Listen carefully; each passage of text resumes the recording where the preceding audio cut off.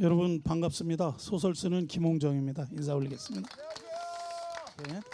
제가 오늘 여러분들에게 들려줄 얘기는 우리 동네 얘기입니다. 제가 우리 동네에서 공주에서 나서 공주에서 학교 다니고 공주에 살면서 주로 공주 얘기들을 가지고 소설을 써요. 제가 쓴 소설을 가지고 서울 올라갔더니 사람들이 처음에는 어디서 촌에서 올라온 사람이 글 쓴 거 갖고 와서 얘기한다고 그래서 별로 반응이 없더라고요. 저는 정말 반응이 없을 줄 알았죠. 그런데요, 제가 교보문고에서 저작 콘서트 하고 북사인을 하는데요, 출판사에서 준비한 책의 2배를 팔았습니다. 이유가 뭔지 모르시겠죠? 제가 인기 작가가 아니에요. 우리 충청도 사람들 그리고 공주 사람들은요, 반응을 별로 안 해요. 그런데 다 생각한 바가 있어요. 세상에 저하고 같이 고등학교, 중학교 같이 다녔던 그 시절에 공주 여고에 7공주파라고 있었거든요. 걔네들이 인원을 동원했더라고요.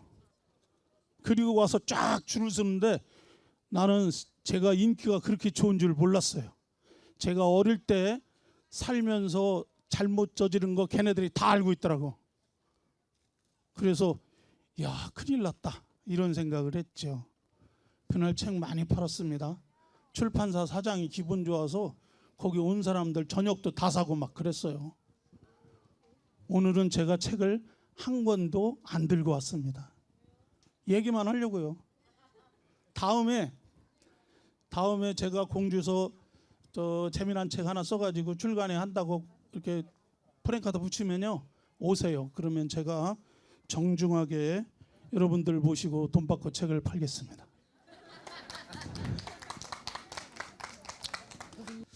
오늘 제가 지금 사진 한 컷 보여드리는데요, 저렇게 이 사람 저예요.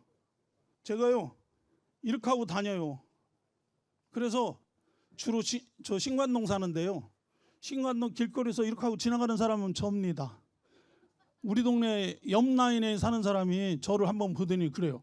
혹시 그분이에요? 그러더라고요 저한테. 왜요? 그랬더니 아니 저 길거리에 책 새로 냈다고 포스터 붙어 있는데 거기에 이 얼굴이 있는데 보니까 비슷해요. 그래요. 아, 그렇습니다. 제가 806호 사는 사람입니다. 이렇게 얘기했죠.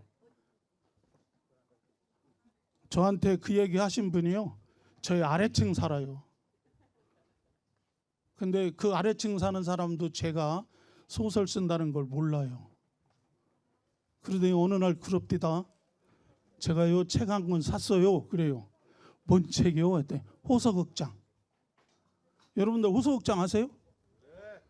아니, 제 소설 호서극장 말고 극장 호서극장. 그거 제가 소설 썼거든요.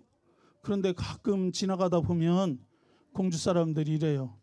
그 호서극장 속에 내가 나온다고. 자기 나온다는 거요. 나 그때마다 아주 솜짓합니다. 왜냐하면 제가 호서극장 얘기 좀 많이 썼는데 거기에 나오는 사람들이요, 우리 동네 사람인 건 맞아요.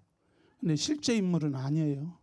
그냥 제가 소설이니까 이렇게 만들어서 했는데 그분들은 자기인 줄 알아.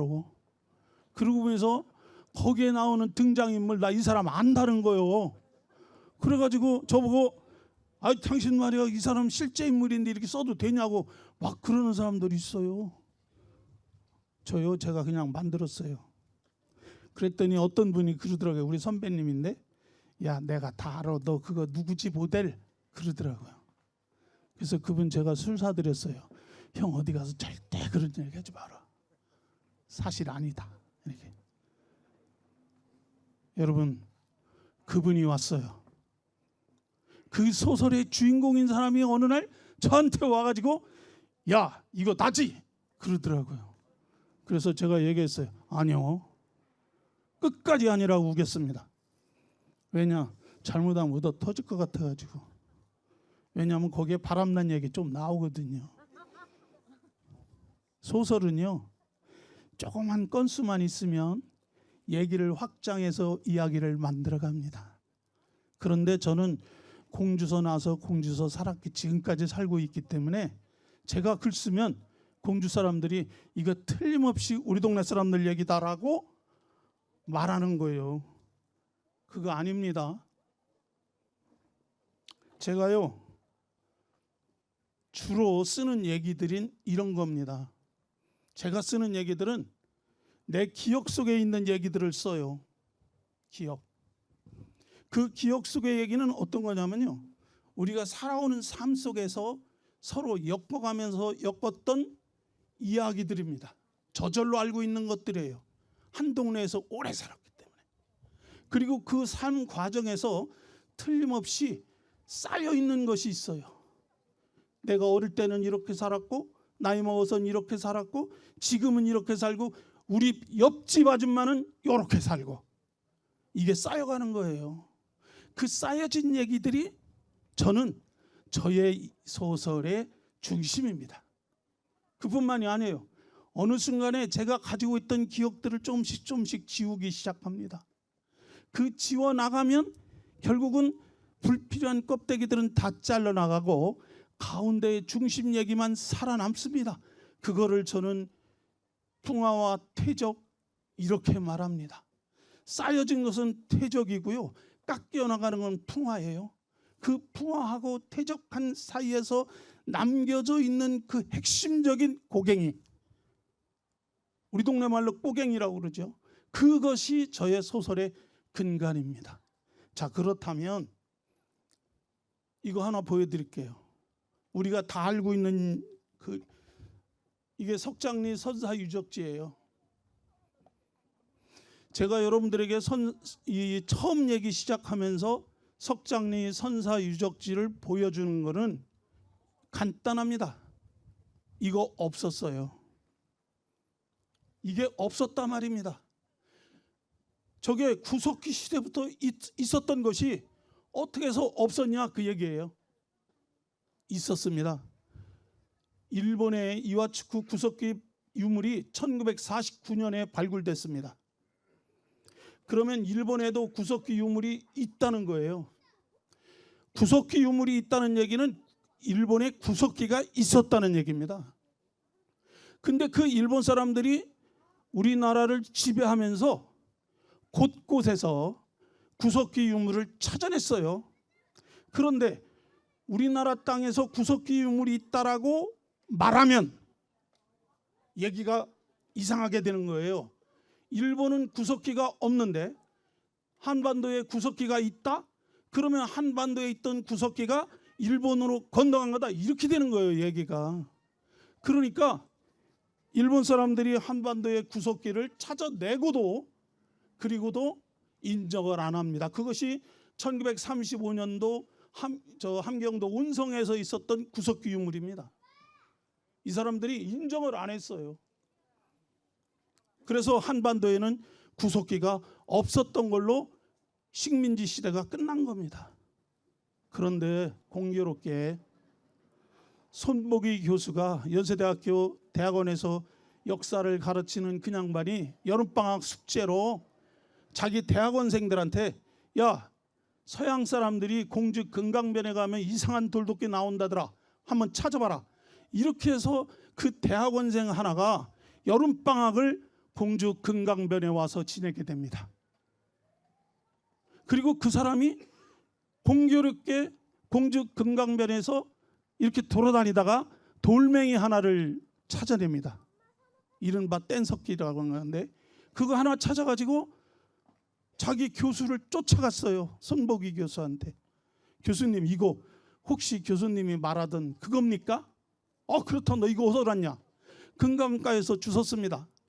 그래서 이 사람들이 내려왔어요.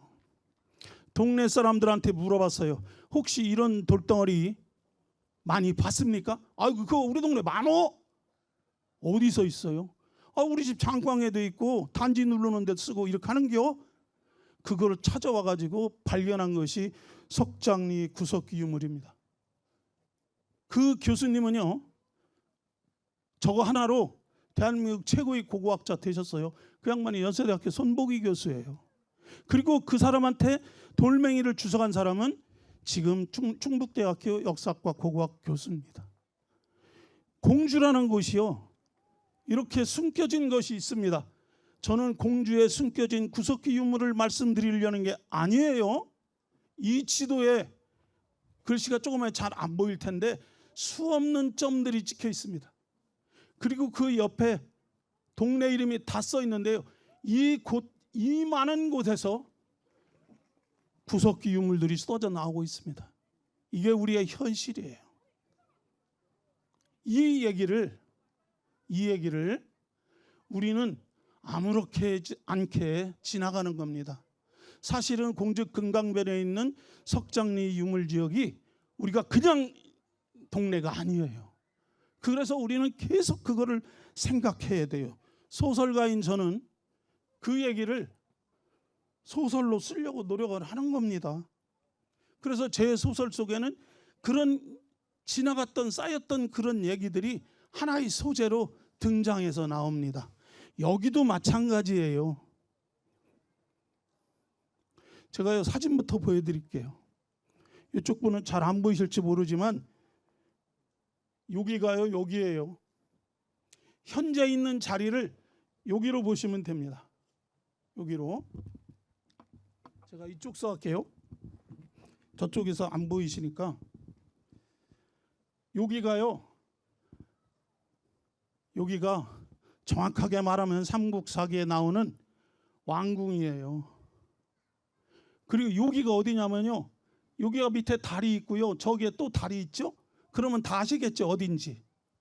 여기가 세이약이고요, 거기서 조금 더 가면 다리 있잖아요. 공주 생명과학고등학교 앞에 다리, 그 다리 위에 있는 거 여기, 이거 이름 아시죠? 빈전. 그리고 여기가 어디냐면 우리가 그렇게 자랑하는 무령왕릉, 왕릉이에요. 이거 있는 거 몰랐어요. 못 찾았어요. 다리 공사하다가 이거 찾은 거예요. 제가 말씀드린 것은 그건 역사적 사실이고요, 기록에 이렇게 나와요. 거상제 유지라. 여기 장사 지낸 곳에서 여기에다가 빈전을 세웠는데 그 간격이 유지다. 이거 유지 자리에 세웠다. 이게 기록에 남았는데 이 기록만 있었지 이거를 찾아낸 사람은 없었습니다. 소설가인 저는요, 이 내용은 그렇다 이렇게 생각해요. 이거는 그렇게 볼 수 있어요. 소설가한테 중요한 건 이게 아니에요. 여기에 누가 묻혔냐 하는 거예요. 여기에 누군가가 임시로 감회장을 해가지고 탈고를 할 텐데 여기에 있던 사람은 누구냐면요, 무령왕의 부인이에요. 그리고 여기에 있는 사람은 무령왕이에요. 여기에 3년 동안 이 양반이 있었어요. 정확하게 말하면 27년 아니야 2년 7개월인가 있었다고 그러대요. 근데 여기에 있는 동안 여기서 이 간극을 쳐다보면서 있었던 사람을 생각해 보자는 거죠. 제가 말씀드리는 건 이거예요. 여기 빈전자리에 왕비를 모셔놓고 요 왕릉자리에 선왕을 모셔놓고 여기에서 여기 간격을 늘 쳐다봤던 그 사람은 누구였을까 하는 거죠. 그 사람과 관련된 얘기는 왜 우리 공주 사람들은 아무도 모르는가? 이게 궁금한 거예요. 저는 왜 이 얘기를 우리가 모르는가? 왜 우리는 여기서 노래하고 춤추는 것만 보고 있는가? 우리는 이 거대한 나무 밑에서 우리가 이런 재미난 얘기를 들려주면서 왜 이 얘기는 기억을 못하는가? 그리고 여기에 섰던 사람은 그때 어떤 감정을 가졌을까? 어떤 정서를 가지고 이들을 바라봤을까? 이런 거를 한번 생각해 보자는 거죠. 이거요, 대전대학교 교수가 그려놓은 빈전 상상도예요. 빈전 상상도인데 제가 이거 경향신문에서 따왔어요. 신문에 이렇게 해놨더라고요. 여기는 빈전이고 아마 여기는 뭔가 이렇게 빈전을 관리하는 사람들이 있는 부서일 것 같아요. 여기는 초석이 없는 곳이라고 합니다. 우선 시신만 갖다 모셔놨겠죠. 이 자리에서 이 빈전과 왕릉을 바라보던 그 사람의 심정이 어땠을지 이거를 생각해 본다면 우리는 여기를 수시로 올라가야 돼요. 공주가요, 골목마다 시인 있고요, 아파트마다 시인 다 있어요. 이니들 뭐 하나 모르겠어요. 저는 이거 써야 할 거 아닙니까? 여기 서서 여기 빈전 마당에 올라가서 그 빈전에서 바라보는 슬픔의 얘기들을 여기다 써야 할 거 아니에요? 그래야 이게 우리 동네 얘기가 될 거 아닙니까? 그래서 제가요 슬그머니 썼어요. 이게 제 소설이에요.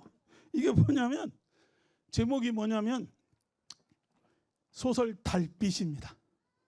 여러분들은 잘 아직 몰라요. 왜냐, 이거 제가 책으로 아직 안 냈어요. 잡지에다만 발표했는데 이게 소설 제목 달빛인데, 이 달빛 속에 이 얘기를 하는 사람은 누구냐면요, 저기서 발굴하는 사람들이 모대예요. 그 발굴하는 사람들이 이 얘기를 생각하면서 다른 발굴 작업에 자기들의 상상력을 발휘하는 그런 내용으로 저는 소설을 전이시켜 가는 거죠. 저는 역사학자 아니에요. 소설가예요. 역사학자들은 기록에 근거하고 또 어떤 객관적인 그 자료에 근거하지만 소설가는요, 그럴 것이다, 요거만 있으면 쓸 수 있어요. 왜죠? 상상이니까요. 그래서 저는 어떤 사람이 와서 항의해도 전 도망갈 구멍이 있어요. 아니, 소설이에요. 하나 더 얘기 드릴게요.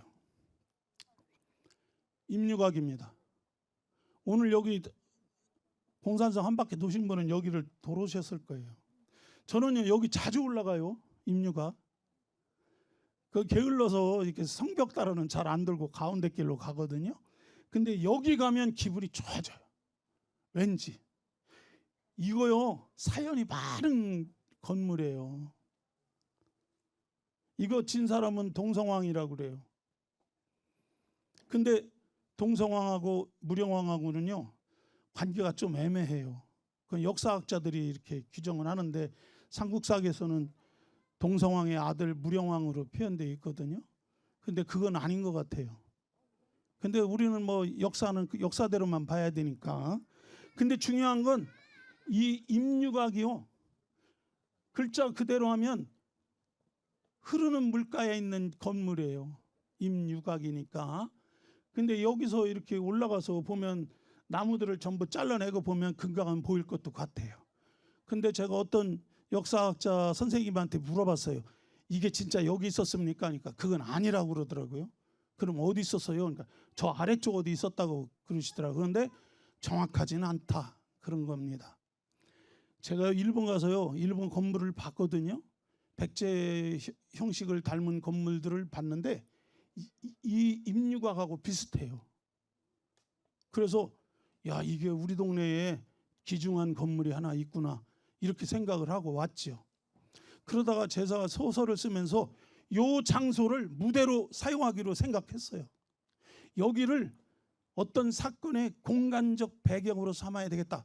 그래서 이곳에서 무슨 일이 있었겠는가 하고 추적해 봤어요. 그랬더니 좋은 말 별로 없어요. 참 절묘해요. 삼국사기 기록입니다. 좋은 말 불렀고요. 백제 본기니까 삼국사기예요. 동성왕 13년조에 여름에 가뭄이 들고 백성들은 굶어서 다 죽을 지경인데 도적들이 막 벌떼처럼 일어나고, 그리고 막 창고를 털고, 그런데 임금한테 신하들이 가서 임금님, 백성들이 이렇게 어렵습니다 하고 얘기했는데도 불구하고 왕은 듣지 않았다, 이렇게 써 있어요. 그 신하들의 간청을 듣지 않은 왕은 뭐라고 쓰냐면 궁의 동쪽에 임유각을 세워놓고 높이가 5장이에요. 5장. 5장이면 지금 이 건물하고 비슷할 것 같아요. 이게. 그리고 거기에다가 기이한 기자요. 그 다음에 금수, 새도 기르고 동물도 길렀다, 이거. 여기다가 이상한 새와 동물들을 기르면서 여기서 그냥 놀았다, 이렇게 써 있어. 이게요 가능한 얘기입니까?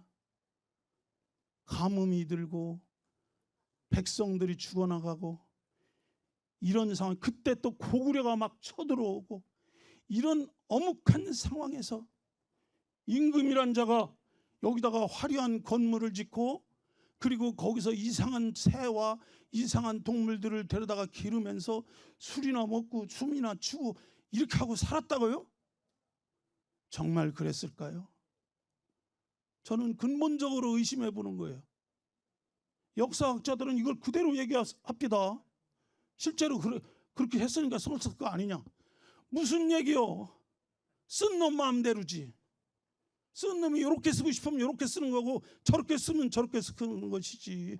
어떻게 해서 자기가 쓴 게 진짜라고 믿냐 이 말이에요. 동성왕이 누군데?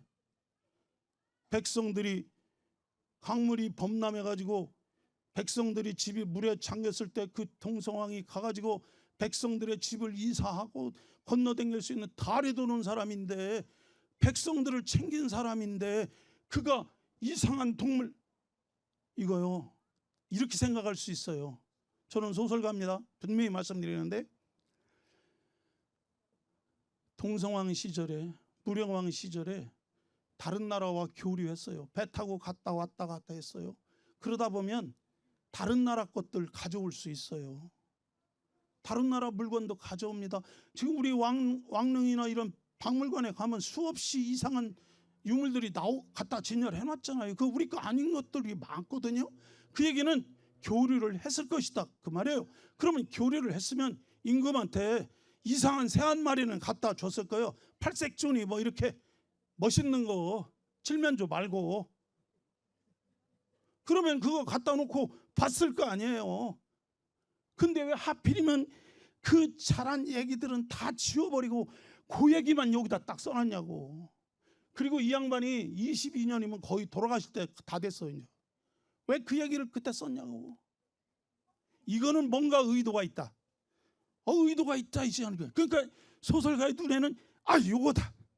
요거는 뭔가 의도가 있다. 그래서 제가 이걸 쓰는 거죠. 뭐 그냥.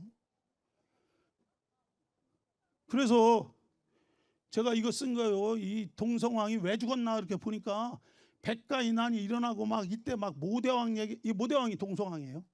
얘기가 있길래 잘 됐다. 요거 가지고 한번 써보자. 그래서 제가 중편소설 사마라고 하는 소설을 씁니다. 이들은 그냥 싸가지 없는 왕이 아니라 위대한 영웅들이었다라고 저는 쓰고 싶은 거예요. 왜? 이 땅을 지켜낸 사람들이거든요.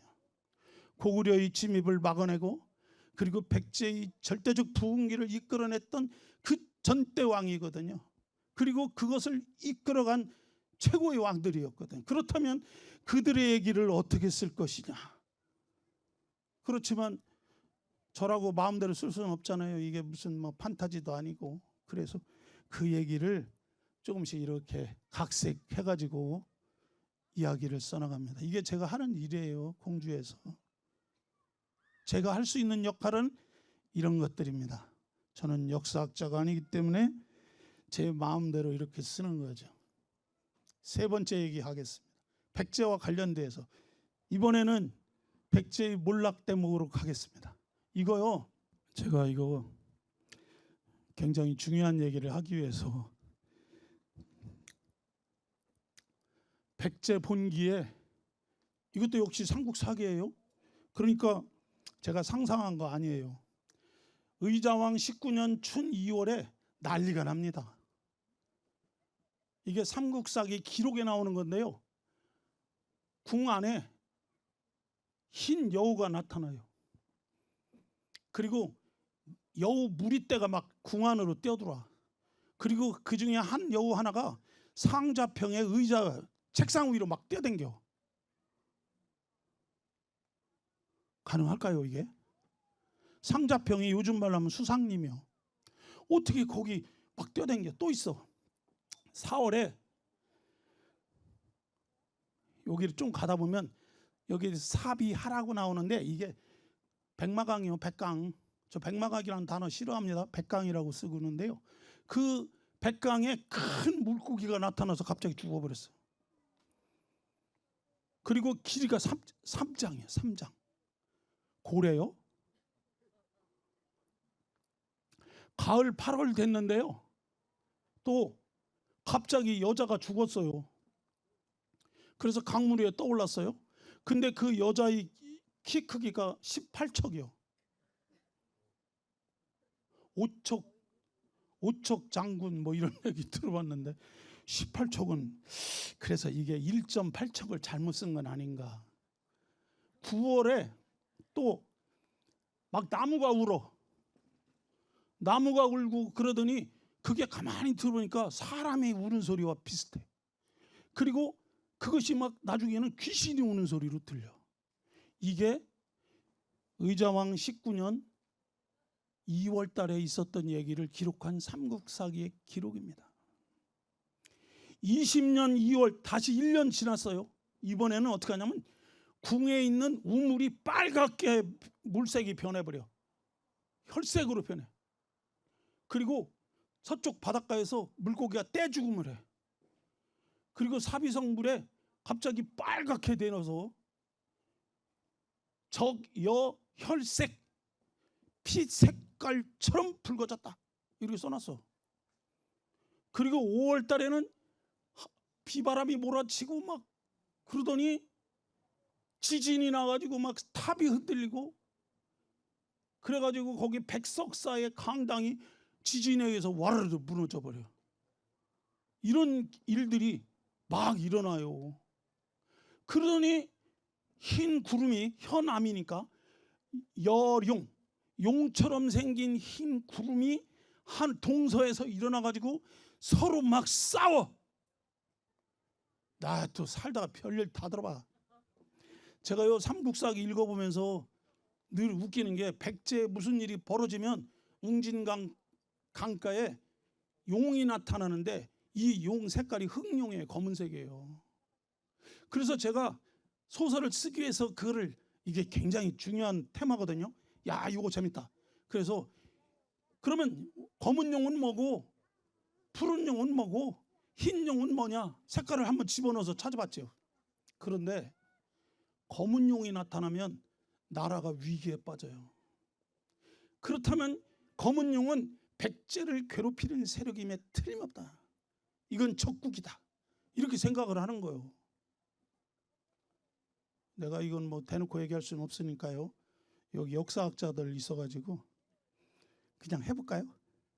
소설가니까. 신라 가면 있잖아요. 용이 절 밑으로 막 기어들어와.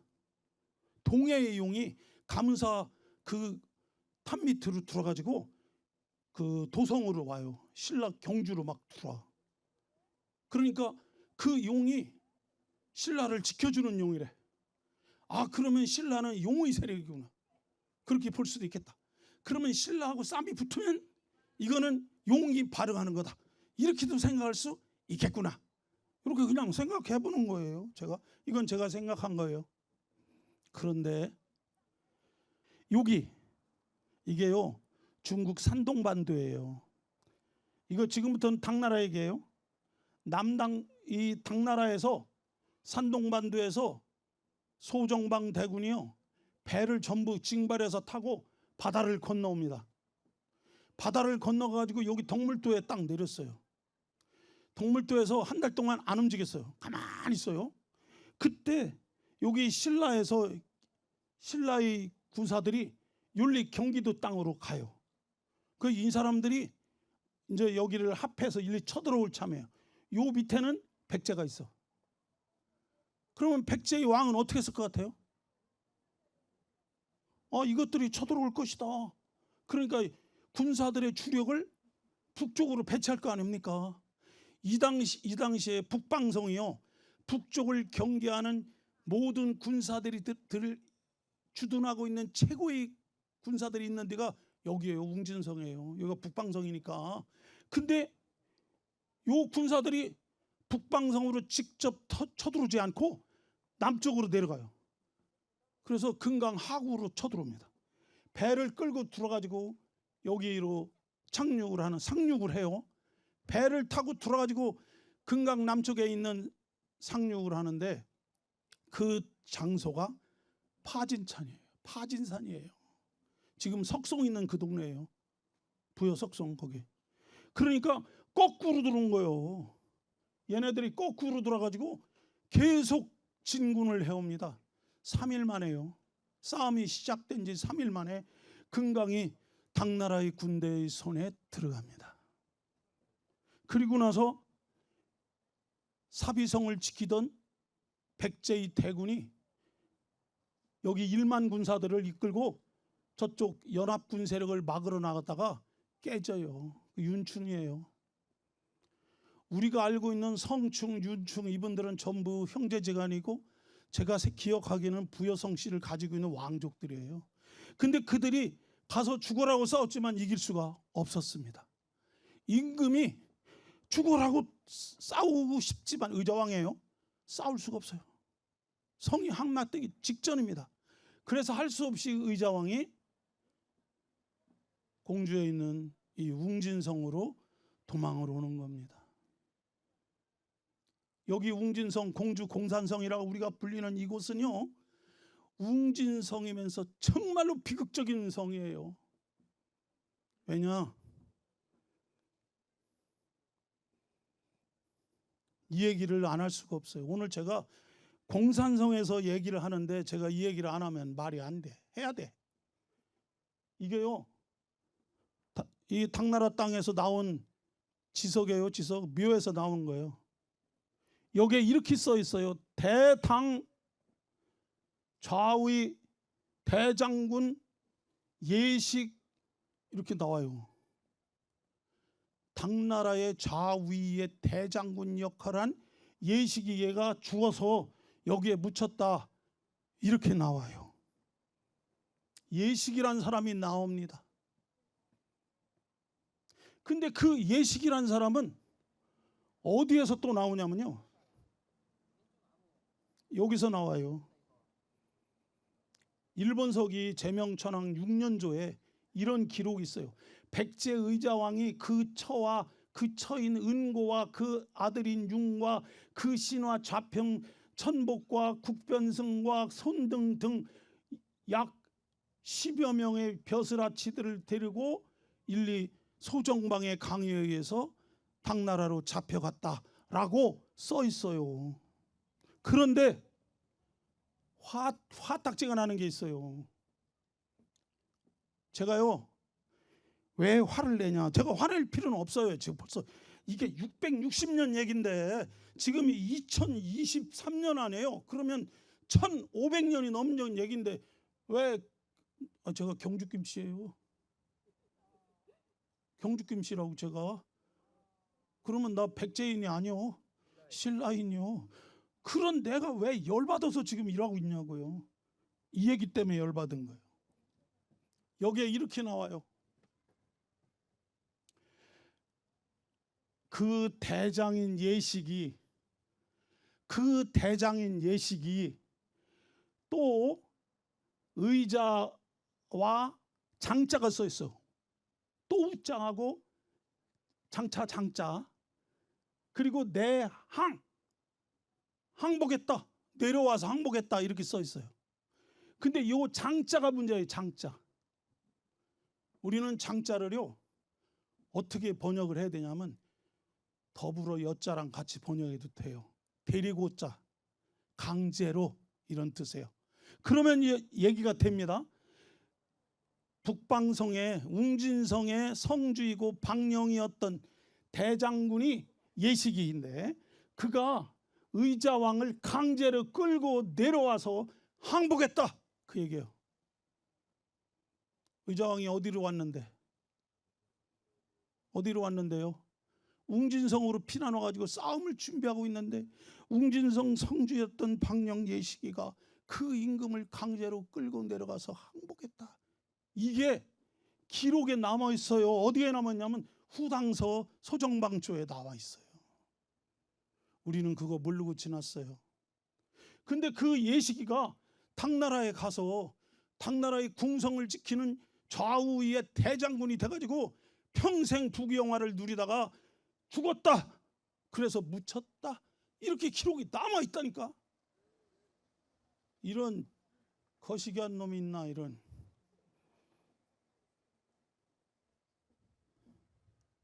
갑자기 그게 제가 궁금했던 거예요.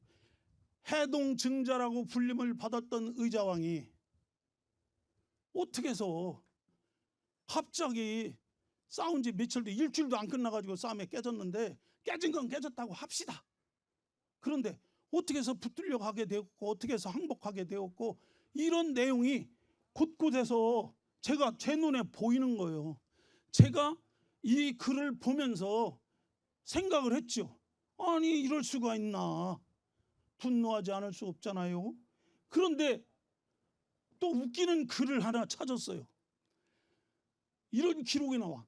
웅진 도독이었던 왕문도가, 왕문도, 이 사람 누구냐면요, 소정방이 북방에 중국 북쪽에 있는 돌골, 토번 이런 사람, 그 오랑캐들, 자기들 말로 오랑캐라고 하는 사람들을 처벌하러 징벌하러 다닐 때 이 양반이 총사령관이 했던 왕문도가 이 당시에 공주 웅진성의 도독으로 부임해 와 있었거든. 그래가지고 신라하고 백제하고 싸움이 깨져가지고 당나라에서 신라한테 선물을 줬어요. 야 니네 고생했다 싸우느라고. 선물을 주러 가는데 이 선물을 가지고 간 사람이 누구냐면 당나라의 황제의 선물이에요. 그 선물을 가지고 간 사람이 웅진도독 왕문도예요. 근데 왕문도가요, 웅진도독이니까 여기서 출발했을 거 아니에요. 여기서 출발해가지고 저 길 따라서 갔을 거예요. 부여 가는 길 따라 갔겠죠. 가가지고 부여에서 다시 방향을 틀어가지고 진잠 쪽으로 가다가 어느 적당한 고갯길에서 갑자기 죽었어요. 이게 그날 일어난 일이에요. 당나라 기록에는 갑자기 죽었다고 써 있어요. 여러분들 잘 생각해 보세요. 갑자기 죽었다는 말을 우리 동네 말로 하면 급살맞아 뒤졌다 이렇게 쓰는 거예요. 근데 급살맞아 죽을 일이 있습니까? 당나라의 주둔군의 총사령관이가 총독인데 그가 말을 타고 마차에다가 선물을 잔뜩 싣고 가다가 갑자기 왜 죽습니까? 먹은 게 잘못됐나요? 이 사람은 중국 사람이에요. 한족이에요. 왕씨니까. 그 사람이 백제에 와가지고 못 먹을 거 먹었습니까? 왜 갑자기 죽었을까요? 시인은 이 장면에서 시를 써야 돼. 아, 잘 죽었도다. 내가 네가 죽기를 얼마나 바랬던가.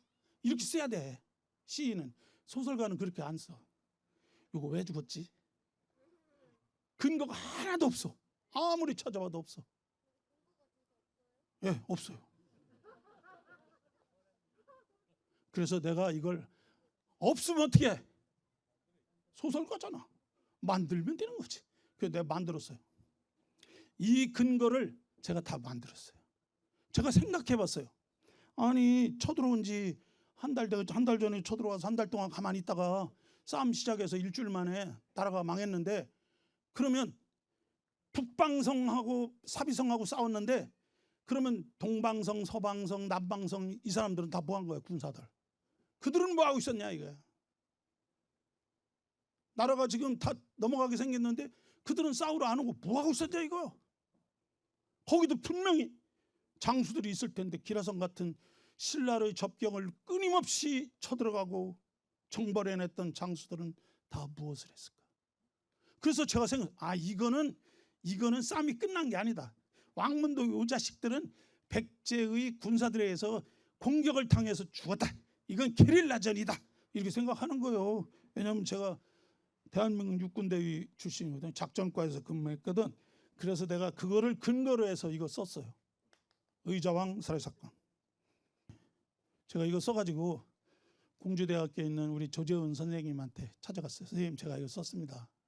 그랬더니 아직 출간 안 하고요. 원고 상태로 갔더니 우리 선생님이 저보고 그럽디다. 야, 초심을 지켜라. 의자왕 살해사건이 뭐냐. 너 책 팔아먹으려고 별짓 다 하는구나. 아니요 선생님, 제가 볼 때 야 이놈아, 기왕이면 소설을 쓸 때 그 제목이 좀 낭만적이하지 않겠는가? 백제의 석양이라든가, 에? 붉은 노을 지는 백제라든가, 이런 거 좋은 거 놔두고 왜 이렇게 쓰냐?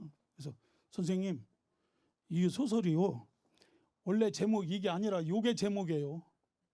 그게 뭔데? 은고요. 이게 누군데? 의자왕의 부인이에요. 여러분들 아까 일본서기에 나오잖아요. 의자왕의 부인이 은고라고 나옵니다. 그쵸? 은고. 그래서 제가 이걸 은고라고 제목을 지려고 하니까 그거는 괜찮다. 그래서 제가 우리 스승이신 조재훈 선생님한테 여수를 떠느라고 의자왕 살해 사건 은고편 이렇게 쓴 거예요. 그 선생님 말씀이 맞대. 사람들이요 이거 처음에 나오니까 무지하게 좋아해. 재밌겠다. 그래가지고요 이게 2018년 9월 20일 날 초판 1세 찍었거든요. 10월 6일 날 교부에서 사인했어요. 아까 얘기했잖아요. 2배 팔았다고. 그리고 10월 24일 한 달 만에 2세 찍었어요. 이거 서울출판사라고 토지지근인 출판사에 찍었는데 거기 책 많이 찍어요. 그리고 나서 2018년 가을에 조선일보, 연합뉴스, 막 경제신문 이런 데서 이걸 대대적으로 보도해 줬어요. 그래서 영화사에서 이걸 사갔어요. 저한테 상당한 돈을 주고. 그래서 저는 이 영화사가 이걸 영화로 만들어주면 나는 대박 났다. 이제 나도 공주서 빌딩 하나 진다. 이렇게 생각하고 있었죠. 세상에. 안 되는 놈은 아까도 얘기했잖아. 내가 올라오는데 노래를 왜 이렇게 잘해? 누구요? 이렇게 잘하는 사람은 초청하면 어떡하는 거요? 대충 하는 사람은 불러야 내가 차는지. 세상에. 이 바른손이요. 제 영화를 이걸 영화로 사가고 나서 채 1년도 안 돼가지고 대박이 터져버렸어요.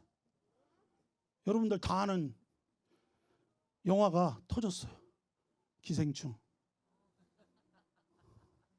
한 방에 날아가 버렸다니까.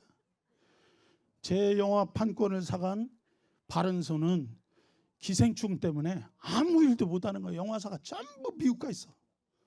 내 책은 이 소설은 국내에 있는 감독하는 사람들 몇 사람 불러가지고 이것 좀 한번 영화로 시나리오 만들어봐 해놓고 회사 직원 전체가 기생충 상 받으러 다가가지고 오더라노. 저는 이제나 저제나 흘러가는 금강이나 쳐다보고 있었죠. 금강 얘기 좀 해볼까요? 오늘의 중심 얘기가 금강입니다. 금강이요, 사람들이 처음부터 살았어요. 아까 말씀드렸죠? 구석기 시대도 있었고 마한도 있었어요. 백제 원조왕이 나라를 세웠어요. 한성백제라고 이제 나라를 저 한강가에다 세웠는데 그 사람들이 남쪽 경계를 어디까지라고 했냐면 웅천이라고 했어요. 웅천. 남쪽 경계가 웅천. 웅천이면 곰웅자 내천자니까 곰하나로요. 공강이에요. 여기요. 그러다가 그 양반이 몇 년 동안 지난 후에 여기 건강 여기다가 성을 쌓아요. 그리고 방책을 세워요. 그러니까 만의 왕이 쫓아가서 항의해요. 당신 그럴 수 있냐? 우리가 막 다 거들어주고 봐줬는데 여기다 성 쌓으면 어떡하는 거냐? 그래서 할 수 없이 성을 철거해요.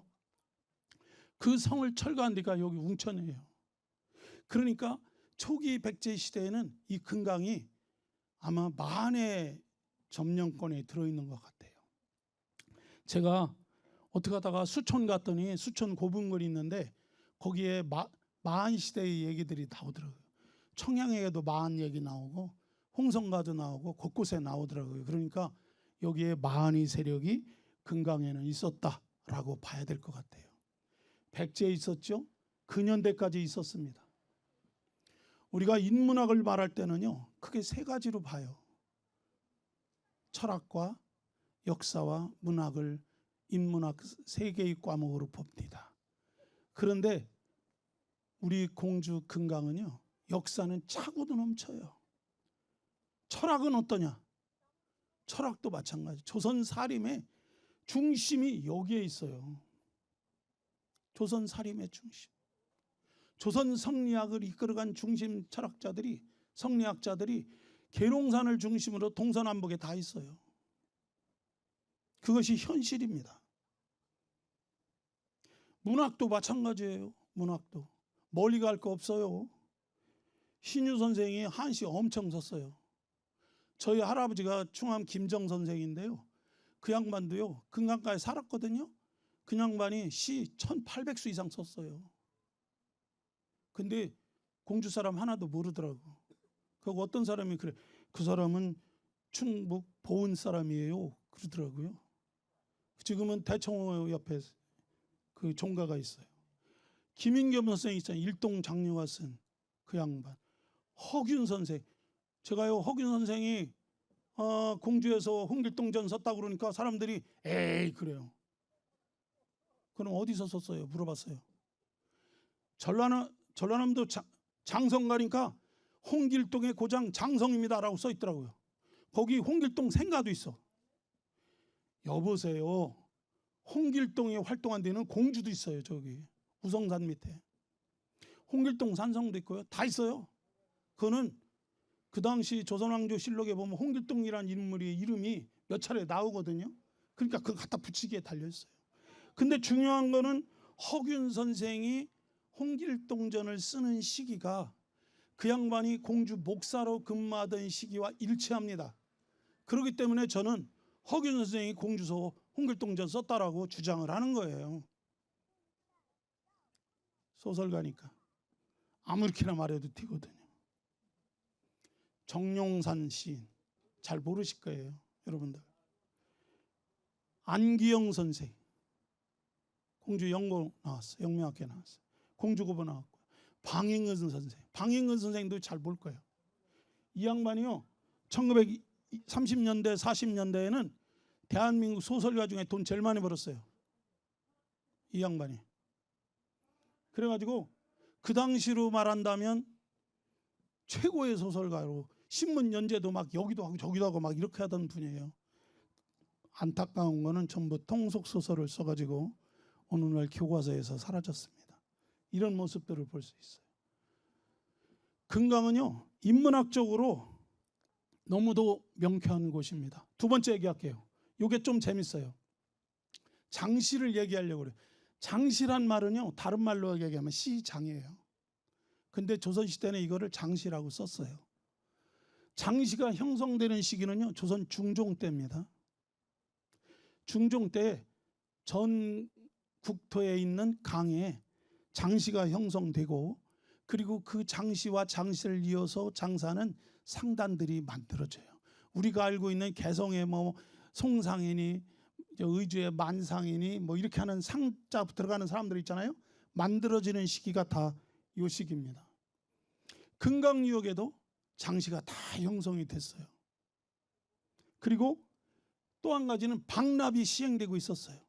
박납은요 뭐냐면 세금 내는 건데 자기네에서 나오는 특산물을 가지고 세금을 내는 거예요, 일정 부분.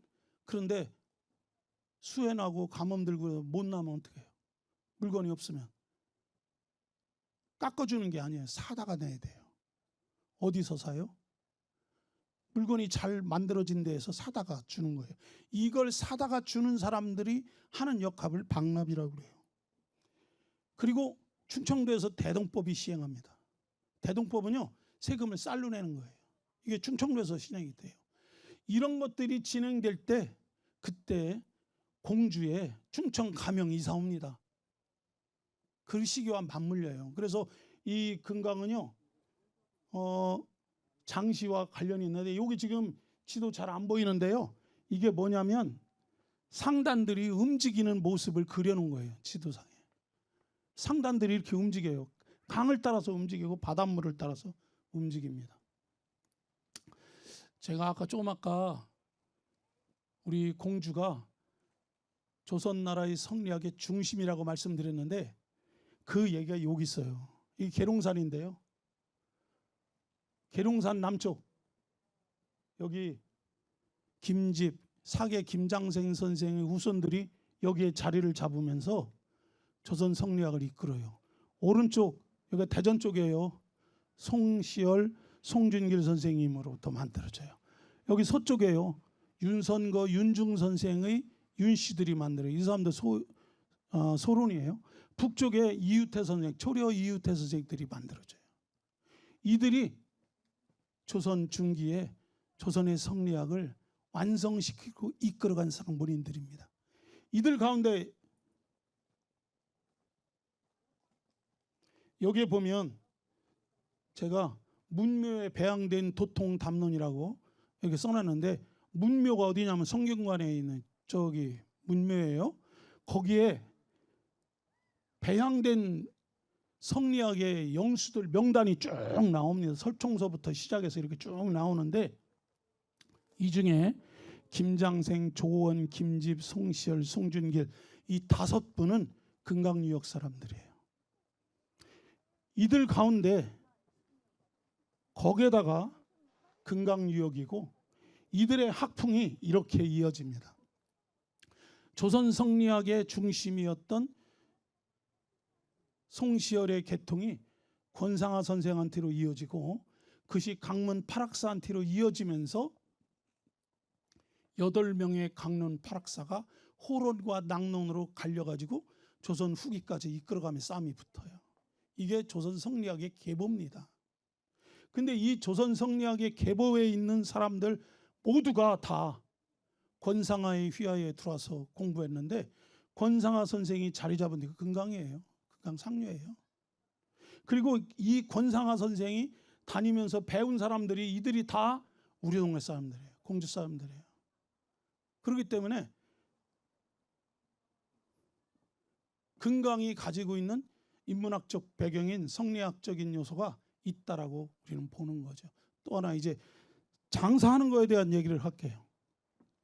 여기 보면 이게 금강 지도인데, 금강을 따라서 이렇게 올라갑니다. 여기가 논산이에요. 그러니까 이 위는 공주예요. 저 위까지는 갈 필요도 없어요. 여기 밑에 보면 여기 이게 노란색으로 동글동글하게 칠하는 곳이 뭐냐면 창이 있던 곳이에요. 창은 뭐냐면 창고요. 세금을 걷어들이는 창고. 그러면 백성들이요, 나라에 올릴 세금을 가지고 이 창고 있는 동네로 옵니다. 이 창고로 오는데 좋은 물건은 세금으로 받고요, 질이 떨어지는 건 어떻게 할까요? 도로 집으로 갖고 가나요? 그 동네에서 팔아요. 그 동네에서 팝니다. 그러니까 이 창고가 있는 동네는 전부 장시가 형성되고 사람들이, 장사하는 사람들이 이동을 하는 거죠. 더 분명한 거는요, 안면도에서 만들어지는 소금이요, 안면도 소나무 숲이 아직까지도 잘 보존되어 있는 거는 안면도에서 소금을 만들어내기 위한 방책이었습니다. 그거 함부로 건드리면 못 돼요. 거기서 만들어진 소금을 금강 하구를 통해서 강을 따라 올라가서 부강까지 올라갑니다. 부강에서 마차로 옮겨서 이른바 소백산을 넘어서 강원도, 경상남북도 일대로 퍼져나가는 거예요. 이게 공주를 흘러가는 금강이 가지고 있는 장사하는 장시의 움직임입니다. 공주라고 하는 지역 한복판에 위치한 금강의 흐름 속에 조선의 성리학과 상단의 움직임과 백성들의 삶 자체가 녹아들었는데, 그거를 제가 소설로 극화한 것이 이거예요. 금강 1, 2, 3부. 이거 2017년에 발표했어요. 제가 10년 넘게 걸렸어요. 이거 쓸 때까지. 이 세 권이 이렇게 두꺼운 책으로 찍었습니다. 초판 3,700질 찍어가지고 완판했어요. 그래서 출판사가 이거 돈이 되겠구나, 그러면 확장합시다. 그렇게 해가지고 4부하고 5부를 써달라고 그랬어요. 그래서 4부하고 5부는 제가 문학의 오늘이라고 하는 잡지에다가 개간지 연재해가면서 죽어라고 썼죠. 그래서 10권을 2020년 2월에 이거를 완간했습니다. 15년 걸렸어요. 금강. 이거 처음 나와가지고 방송도 타고요. 제가 뭐 KBS 라디오도 출연하고 또 뭐 한겨레부터 시작해서 신문마다 이걸 막 보도를 해주더라고요. 조선일보는 막 전면 보도도 해주고 이러더라고요. 그래서 조선일보가 은근히 저한테 많은 도움을 줬어요. 근데 이거 이렇게 하고 나니까 드라마 제작하다 하더라고. 방송 MBC. 잠도 안 옵니다. 요거 드라마 찍어가지고 금강이 이제 막 나오기 시작해봐. 갑자기 콧김이 막 세지고 나 지금도 그 생각만 하면 잠이 안 와. 근데요 이상합니다. 내가 정말 이게 사람이 팔자라는 게 있나 봐요. 여기 굉장히 큰 고목나무가 있는데 이따 가다 절 한번 하고 와야 되려나 봐. 한강 아세요? 한강? 한강이 뭐요? 한강이요. 소설 한강을 얘기하는 게 아니요. 소설가 한강이라는 여자가 있어. 나보다 아무리 나이를 많이 쳐줘도 한 20살 가까이 나보다 어린데 한강이라는 여자가 채식주의자라는 소설이 딱 터졌어요. 제가 이거 나오던 해에. 여러분들 채식주의자 이름 들어봤죠? 안 들어봤어? 채식주의자가 터졌는데요. 채식주의자는 그게 터지기 4년 전에 이미 출간된 책이에요. 4년 동안 1,100권도 못 팔은 책이야. 근데 이 책이 어떻게 돼가지고 번역을 해가지고 뭐 맨부커사인가 뭔가를 딱 탔어. 그러자마자 한국서 이게 팔리기 시작하는데 하루에 10,000권 이상씩 팔렸어요. 여러분. 한 달 반 만에 25만 권 팔렸어요. 세상에 우리 각시도 그걸 사갖고 왔어. 분해서 내가 말이 안 나와. 이거요. 제가 왜 이렇게 말씀드리냐면 교보 베스트 1에 올라갔었어요. 이게. 여러분들 교보 베스트 1이면 작가 있잖아. 평생에 한 번 올까 말까 한 기회예요. 물론 나태주 요새 맨날 올라가요. 그니는 그렇고 우리 소설판에서는 그렇다는 얘기예요. 근데 내가 이거 교보 베스트 1번을 가고 있는데 갑자기 하루에 80질씩 이렇게 막 나가던 책이 딱 멈추는 거예요. 경향신문에요. 전면 광고했었어요. 출판사에서. 팔아보려고. 그러니까 경향신문에 전면 광고를 딱 하니까 80질씩 나가다. 80질. 80질이면요. 800권이에요. 이게 한 질에 10권이요. 야, 나는 돈을 벌겠구나. 이렇게 생각했는데 세상에 채식주의자가 나오더니 모든 얘기가 채식주의자로 싹 물려가. 내 책은 그냥 끝났지 뭐. 안 팔려. 그리고 어떤 독자가 저한테 전화해서 이렇게 말합니다. 선생님, 이 책 쓰시느라 고생 엄청 많이 하셨는데요. 요즘 세상에 그렇게 긴 글을 누가 읽습니까? 저 이거 읽느라고 죽을 뻔했어요. 왜 저를 죽이려고 그래요? 요즘에는요, 핸드폰에 올라있는 짧은 글, 말랑말랑한 감각적인 글들을 보는 세상이지 저것처럼 이렇게 딱딱하고 어려운 책을 누가 봅니까? 저 그 얘기 듣는데 머리를 찢고 싶었어요. 친애하는 공주시민 여러분, 어디? 미사요. 미사? 네. 서울 미사리? 네. 그거 내 책에 나와. 미사리. 나 그거 알잖아. 그렇게 미사리 나와. 아이고, 네가 낫다.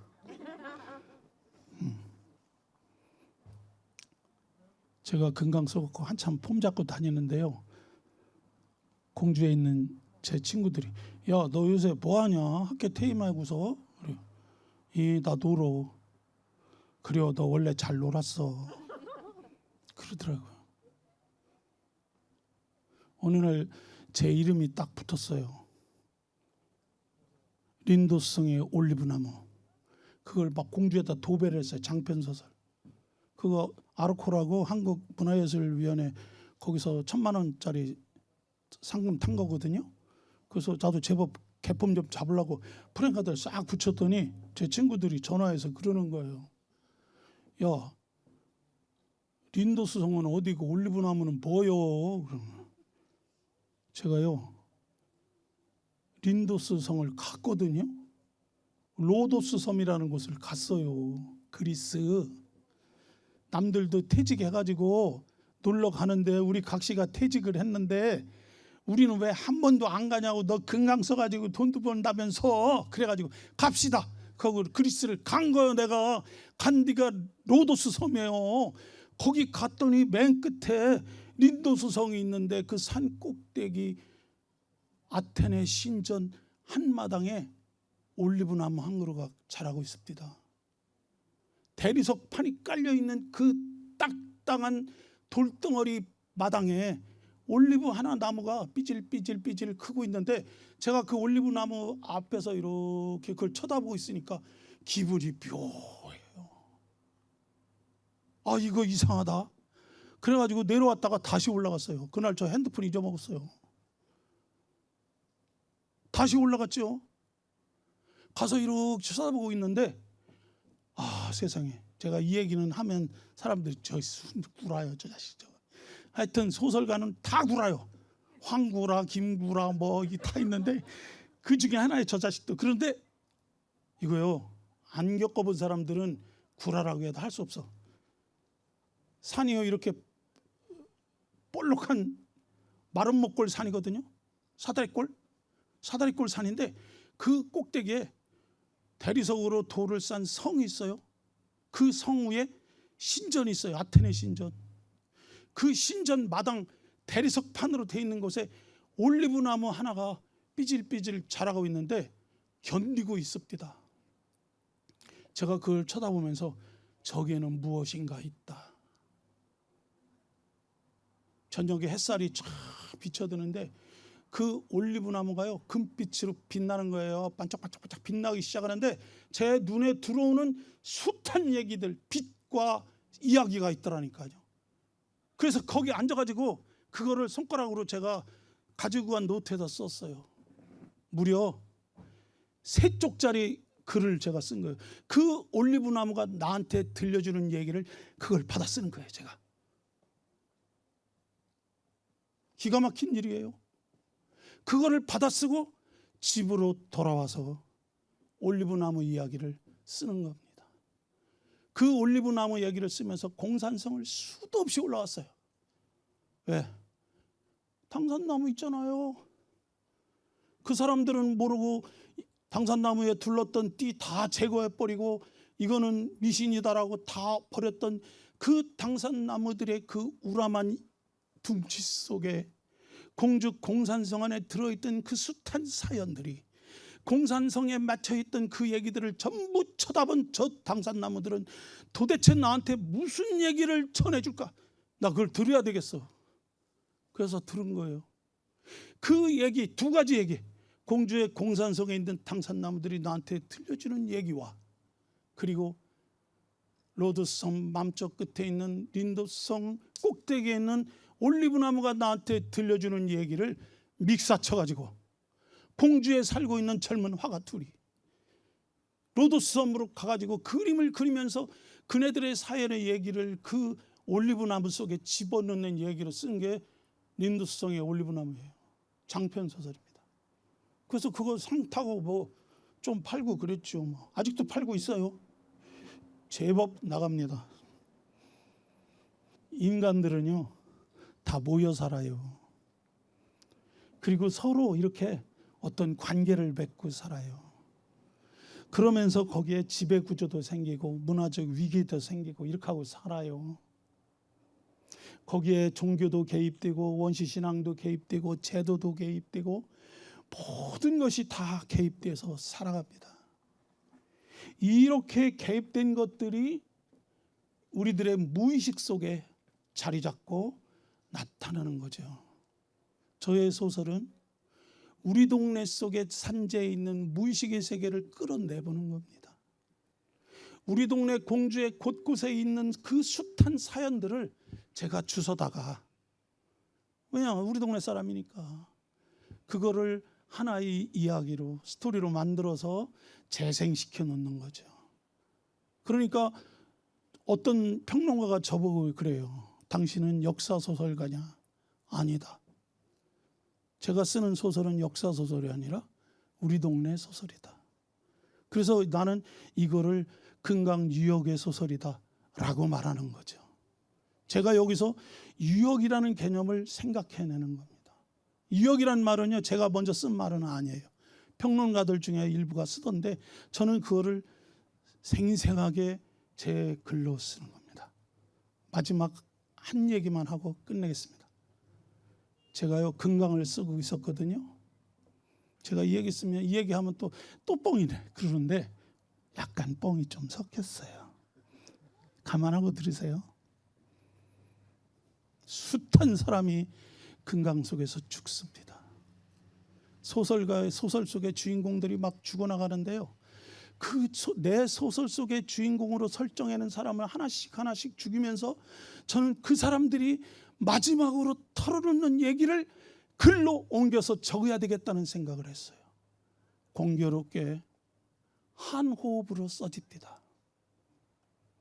제가 쓴 소설 1부, 2부, 3부, 4부, 5부까지 가는 도중에 마지막 대목에서 의례껏 주인공이 죽는데요, 그 주인공들이 죽으면서 하는 말들을 저는 지금도 생생하게 기억하고, 그리고 그것은 거의 수정이 없이 한 호흡으로 받아 적었고, 그리고 그 받아 적인 내용이 그대로 저 책에 고스란히 남아있는 거예요.